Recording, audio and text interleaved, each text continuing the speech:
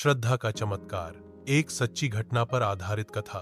छत्तीसगढ़ के एक छोटे से गांव में सावित्री नाम की एक महिला रहती थी। वह साधारण सी दिखने वाली, लेकिन भीतर से बहुत मजबूत और श्रद्धालु महिला थी। वह बचपन से ही भगवान शिव की अनन्य भक्त थी। सुबह 4 बजे उठकर मंदिर जाना, जप तप करना और हर सोमवार को व्रत रखना, यही उसका जीवन था। गांव में लोग उसकी भक्ति का मजाक भी उड़ाते, कहते, क्या भगवान सच में कुछ करते हैं? आजकल के जमाने में ईश्वर पर भरोसा कौन करता है? लेकिन सावित्री सब सुनकर भी मुस्कुरा देती और कहती, मेरे भोलेनाथ सब कुछ देखते हैं, सही समय पर चमत्कार करते हैं। घटना का आरंभ, एक दिन सावित्री का पति विजय अपने व्यापार के सिलसिले में शहर गया। सुबह गया तो दोपहर तक लौटने की बात कही थी, लेकिन शाम हो गई, रात हो गई और फिर अगला दिन आ गया, विजय नहीं लौटा। फोन बंद था, ना कोई संदेश, ना कोई खबर। परिवार घबरा गया। सब जगह खोजबीन शुरू हुई, रिश्तेदारों से पूछताछ, थाने में शिकायत, सोशल मीडिया पर पोस्ट, सब कुछ किया गया। तीसरे दिन पुलिस और सिड टीम तक को बुलाया गया। स्निफर डॉग सिड के खोजी कुत्ते को भी भेजा गया। पुलिस ने उस इलाके के जंगलों तक में तलाशी ली जहां विजय को जाते देखा गया था, लेकिन कोई सुराग नहीं मिला।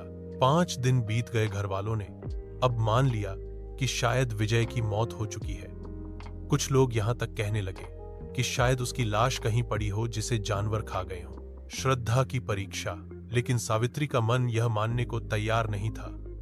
उसने लोगों से साफ कह दिया, अगर मेरा पति जीवित नहीं लौटा तो मेरा भगवान भी मुझसे हार गया। फिर मैं किसी शिवलिंग को मुंह नहीं दिखाऊंगी, मेरे जैसे कई भक्त हिल जाएं। उसने अपने घर से निकलकर सीधा गांव के शिव मंदिर का रुख किया। वहां जाकर उसने शिवलिंग के सामने बैठकर कहा, हे भोलेनाथ, मैं तुम्हारी भक्त हूं। अगर आज मेरी श्रद्धा हार गई तो ये दुनिया तुम्हारे अस्तित्व पर सवाल उठाएगी। तुम्हें खुद को सिद्ध करना होगा। जब दुनिया तुम्हारी भक्ति पर हंस रही है, तब तुम्हें मेरी पुकार सुननी होगी। 5 दिन की तपस्या सावित्री ने न व्रत तोड़ा, न भोजन किया, न किसी से बात की। बस शिवलिंग के सामने बैठकर आंसू बहाती रही 5 दिन तक लगातार। गांव के लोग उसे देखकर कहते, अब इसकी भी अकल चली गई है। मंदिर में बैठकर भगवान को मनाएगी, पति वापस आ जाएगा। बेचारी पगला गई है। लेकिन सावित्री की आंखों में आंसू के साथ अटल विश्वास था।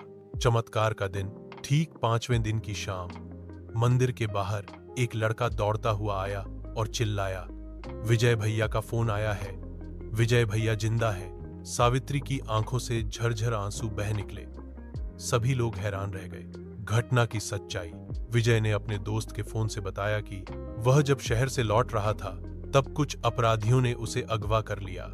उन्होंने उसका सारा सामान लूट लिया और फिर उसे एक जंगल के गहरे हिस्से में ले जाकर जहर पिलाया और लगभग 50 फीट गहरे गड्ढे में फेंक दिया। वो जगह वही जंगल था जिसे सिड की टीम और पुलिस अच्छे से खोज चुकी थी, लेकिन उसे कोई नहीं ढूंढ पाया। विजय बेहोश पड़ा रहा, लेकिन अचानक 5वें दिन उसे होश आ गया। नजदीक एक लकड़ी का टुकड़ा पड़ा था जिससे उसने दीवार खटखटाकर आवाज की। एक आदमी जंगल में लकड़ी काटने आया था। उसकी आवाज सुन ली और लोगों को बुलाया।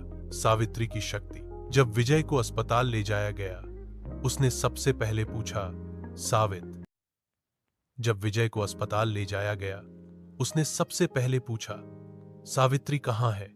मुझे उससे मिलना है। मेरा जीवन उसी की श्रद्धा ने बचाया है। गांव के लोग अब चुप थे। जो लोग उसकी भक्ति पर हंसते थे, वही लोग अब उसकी श्रद्धा को प्रणाम कर रहे थे।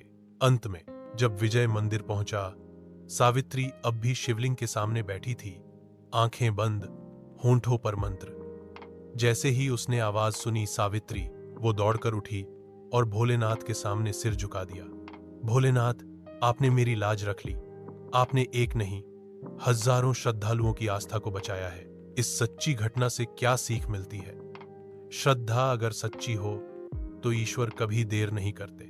कभी कभी भगवान हमारी परीक्षा लेते हैं, लेकिन अगर हम डटे रहें तो चमत्कार जरूर होता है। भगवान को मनाने के लिए दिखावा नहीं, सच्चा भाव चाहिए। जो लोग दूसरों की भक्ति पर हंसते हैं, उन्हें एक दिन ईश्वर ही उत्तर देते हैं।